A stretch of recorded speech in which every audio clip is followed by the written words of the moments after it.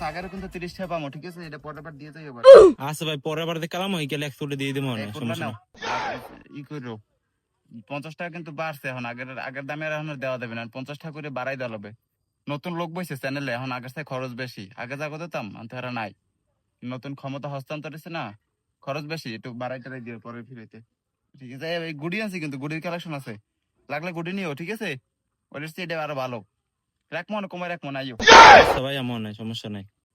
আচ্ছা ভাই, তো মুই একটা কথা কই শুনেন। কি কথা তোর? কি কবি ক, তাড়াতাড়ি ক, সময় কম, এখন বেশিক্ষণ থাকা দেবে না, আবার রেট পড়তে পারে। তো ভাই মোর ডিলারশিপটা দেন, মুই একটু আমার নান ব্যবসা খাই। ডিলার দিয়ে তুই হরবি কি? তুই কিনে খাইতেছ এই খা, আর ডিলার নিয়ে তুই চালাইতে পারবি না, এত অনেক বড় জনবল লাগে। এই যে বিভিন্ন প্রোগ্রামে যাই কি ফেরনে যাই, এই যে হুন্ডা লইয়া বাইগো পিছে দৌড়াই কি ফেরনে, এই ব্যবসাটা টিহেই রেহার ফেরনে, তোমাকেও খাওয়ানোর ফেরনে আমি এই দৌড়াদৌড়িটা করি। এই যে আমার যে মাঝে মাঝে ধরে লইয়ে যায়, তোমরা খাইতে পারো না, সেই সময় কই যাই আমি, সেই সময় আমার বাইরে যাই ছাড়াইয়া নেই, এই বাইগো ফেরনি তো আজকে ব্যবসাটা টিকে আছে। জনবল না হইলে করতে পারবি না, এত অনেক কষ্ট আছে। আর দেখো তো ভাই বইয়ে বইয়ে ব্যস্ত আছে, কিন্তু আসলে কষ্ট, অনেক কষ্ট, কষ্টের বিষয় না। কত জায়গায় টাকা দেওয়া লাগে জানো, করতে সময় লাগে অনেক, পারবি না।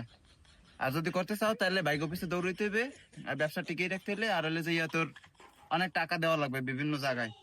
এখন তো লোক পরিবর্তন হয়েছে, আগের লোক তো এখন আর নাই, যার কারণে খরচ একটু বেশি পড়ে, ঠিক আছে? আর যদি ব্যবসা একান্তই করতে মনে চায়, ট্রেনিং দিয়ে দিব, মনে বাইকগুলোকে পরিচয় করে দিব, ঠিক আছে? আইস।